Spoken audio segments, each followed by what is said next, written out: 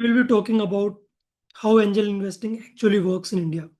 See, everyone talks about angel investing like, it's glamorous. Back a startup early, get 100x returns, be the early investor in next unicorn. But here is the truth. Most angel investments, almost 90 to 95%, don't return capital, not only in India, but anywhere in the world.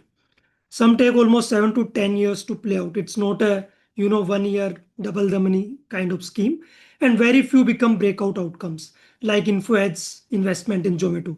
So how does angel investing actually work in India? Let's break it down step by step. Welcome to Betting on Bharat. First of all, before we go, how angel investing works, let's talk about who is an angel investor. An angel investor is typically, a founder who has exited successfully, a senior operator with liquidity, a lot of cash to invest, and HNI looking for asymmetric upside. What we mean by that is that they allocate 5 to 10% of their portfolio in the hope that some of those deals give 100 to 200x kind of return, or someone building startup exposure early, like how I did in my journey. So, unlike VCs, angel investors invest their own money. We'll talk about VCs in some other episode. And the typical check size in India is 5 lakh to 50 lakh.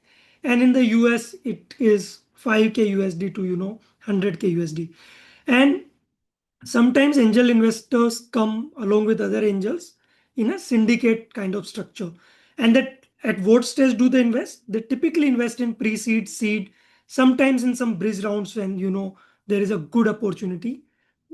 So, but it's not their check size which is the differentiator. It's the risk appetite. So, what is so let's come to what actually an angel investing is buying, right? When an angel investor invests, they typically get either equity, common stocks, or preference stocks via CCPS, or a safe note, convertible notes. Basically, these are debt instruments, but they convert into equity. So, like let's for example, in India, typical first check which comes from angel investor, friends or family, that is typically 1 crore at a 10 crore kind of pre-money valuation. So post-money valuation in that case becomes 11 crore. Let's say if an angel invests around 1 CR in that round, they will be holding roughly around 9.1 or 2% of the company. But most people miss this thing. Ownership shrinks in future rounds. It's not that if you get 9 or 10% equity in the first round, like I got 1% equity in farms in the first round. When the company raises future rounds, ownership shrinks because of dilution. You have anti-dilution rights, but for that you have to keep investing. Typically, angels don't invest in future rounds. So when the company raises Series A, Series B, Series C, that you know 10% might become 4 or 5%. But that is part and parcel of the game.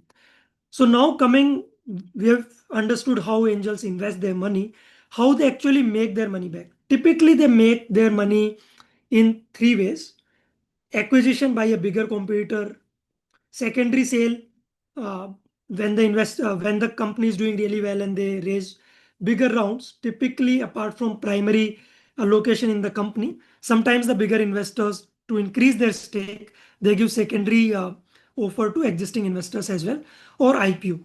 In India, most of the exits are happening via either acquisition or secondary. IPO, however, recently started. It's not that typical. And what's the time horizon? Basically, it's an illiquid asset class which gives returns after 5 to 10 years. And how the normal distribution of your, why people say distribute your risks across multiple startups, don't invest in one, at least build a portfolio of 10 startups, because almost 50% of them will outright fail. 30 to 40% will give 1 to 3x kind of return, but that's not where you generate your high CAGR. 5 to 10% might give you 10x kind of returns, but there are 1 or 2%. If let's say you are investing in 80 to 100 startups, there will be 1 or 2 which will give you outside returns. And what I mean by that is almost 100 to 500x kind of returns. And that's where angel investing only works when you are investing in a portfolio. And It doesn't work, let's say, if you just invest all your deployable capital in single startup, right? So now, how are the deals happening in India? Most angels don't angel deals don't come from cold emails. They happen mostly through founder networks or alumni networks, WhatsApp investor groups. There are many today.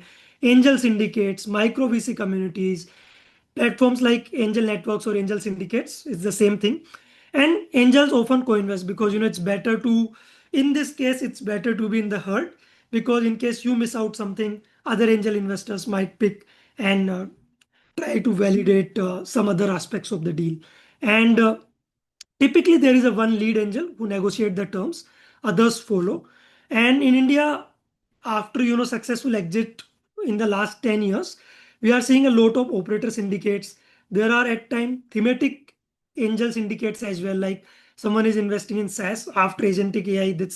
This particular theme has taken a beating. D2C is rising, fintechs are rising, AI is rising, health tech is rising, and tier two investors are backing founders working or building in Bharat.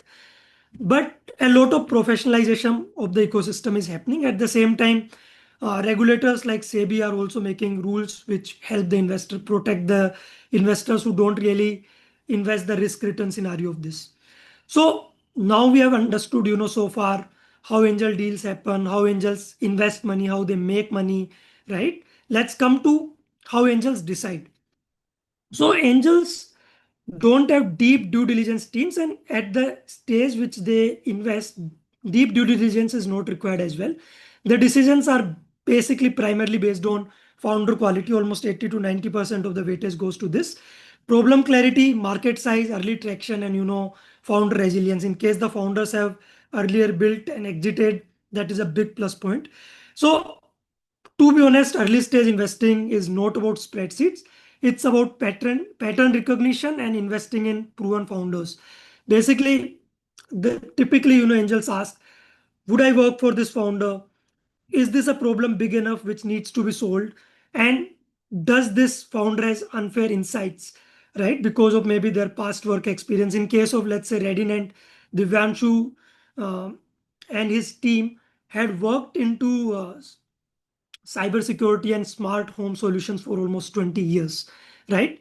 And let's be honest, there are risks as well. It's not all hunky dory, right? So let's talk about the risks which are involved in angel investing.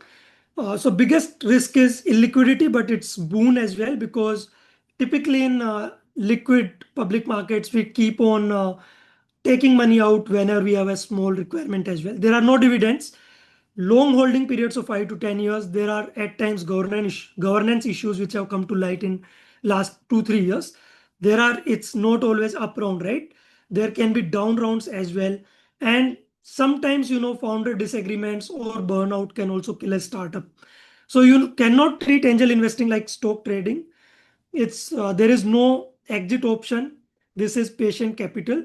That's why it's recommended that you don't invest more than 5 to 15% of your deployable capital. I made this mistake. I'm glad that I made this mistake. That's why I have a portfolio of 15 startups today. But I will not recommend this until unless you are very very convinced about the startup ecosystem. But let's talk about why angel investing is growing in India. More and more founders, as I said earlier, have exited in last 10 years and they have liquidity. A lot of early employees of unicorns had ESOPs, and they have got a lot of liquidity from by selling these ESOPs. Awareness is coming to the mainstream. Digital access after the geo revolution is like never before, and syndicates reduce the minimum ticket size. You can invest as low as 2.5 lakhs. But smart angels think long term. They build a portfolio of at least 15 to 20 companies. They don't invest in one or two companies.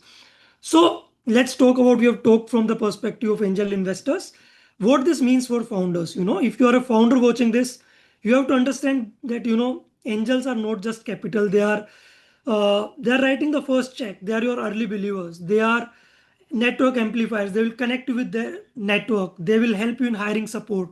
They will help you in further capital requirements if needed. but you have to choose your angels very carefully, because uh, all money is not smart money, and alignment matters a lot. So now, if you have watched so far, thank you. Uh, on Betting on Bharat, we just don't explain funding. We'll decode who wrote the check, why they believed in that particular startup, what signals it sends to the wider ecosystem, and what founders can learn.